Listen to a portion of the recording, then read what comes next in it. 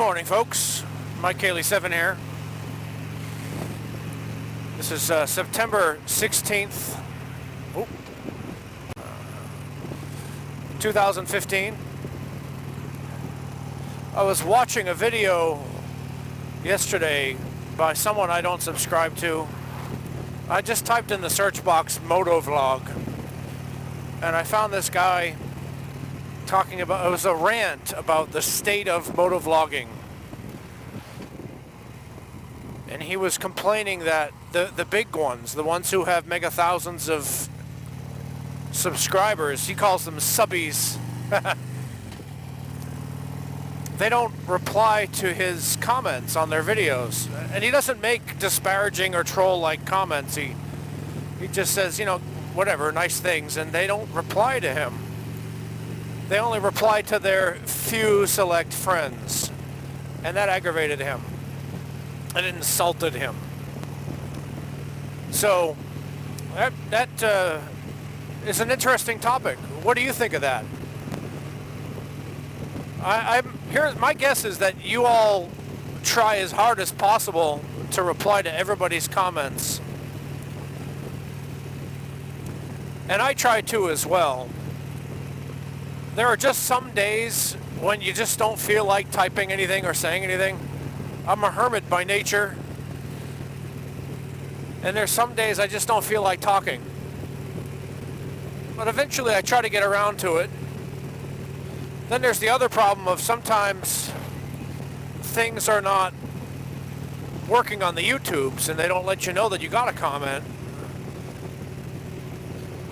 There's a video of, I think it was my Road King video, and I looked on the page itself and it said you have comments to review. I'm like, really? When I go to the comments section of my dashboard, it doesn't say anything about that. So there are these comments hidden away on individual videos that don't appear in the overall comments section on the dashboard. So that's one reason if I don't reply to you, it's A, I didn't see it, or B, hang on, I'll get around to it. Hopefully I don't forget. I'm not one of the big ones anyway. I mean, I'm just a piddly little, no editing, no interest motovlogger in semi-rural North Carolina. And that's the way I like it. Practicing the friction zone here. No braking, just giving a lot of space. There's a big old truck with a trailer behind me, so I hope I don't get squished. This looks like a cop. What do you think? Is this a cop? It doesn't have state plates. I don't see lights in there, so maybe he's not. No, that's a little lady. And you're like, what? Being a lady means you can't be a cop? No, that's not what I mean. She just doesn't look like a cop.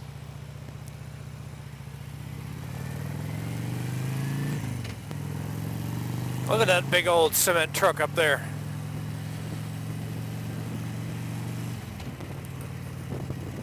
Alright, here we go. So we're driving fast now. Well, not really, but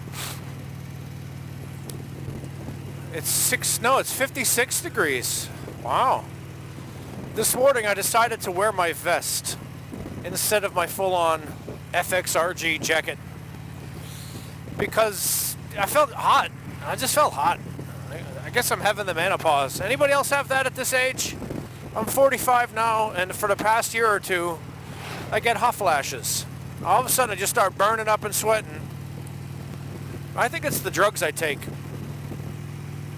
It's probably a side effect of one of my medicines.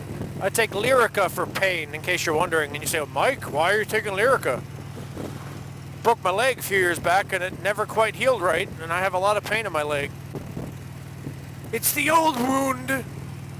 It's the old wound. I also take Zoloft so I don't kill anybody. It really helps, I'm telling you. If you have explosive rage syndrome, or as they call it, the nice term is generalized anxiety disorder, and take some Zoloft. It might help you. For me it does anyway. Didn't help my sister none. But she suffers from depression, not rage thing, so.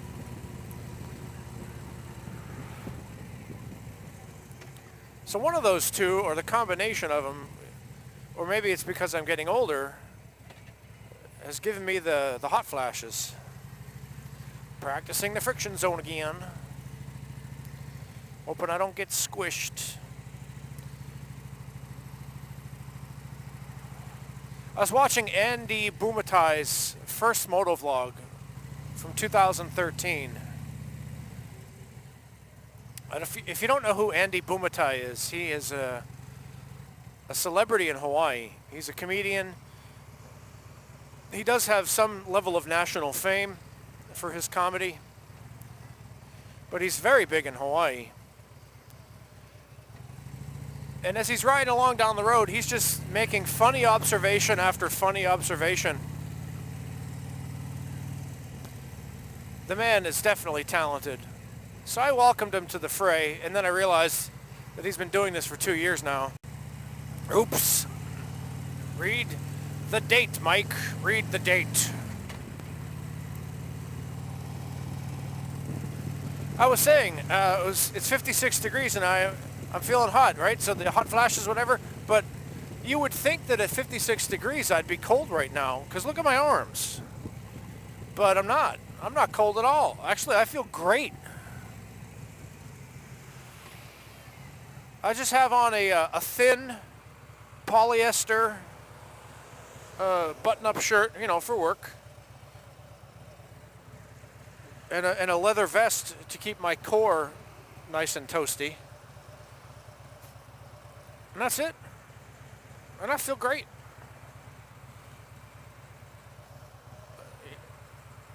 So, yeah, there's a little chihuahua in that van across the road there, and reminded me of this thing I saw the other day. My neighbor was backing down his driveway, and he's got a big old yellow lab. He's got the window open, and he's using his mirror, my friend, my neighbor, to back down the driveway, but the dog is looking down the driveway out the window, and it looks like the dog is backing down the driveway. God, I gotta get a video of that.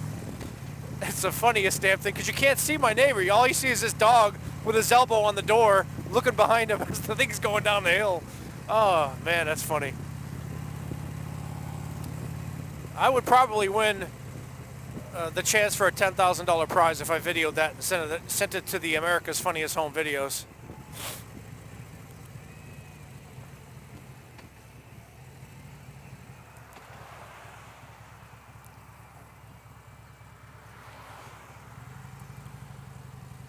Look at this traffic. My goodness.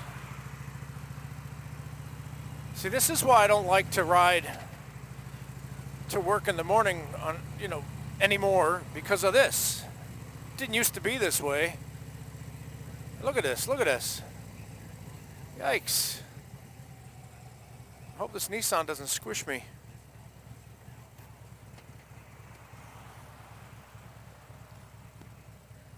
Oh well.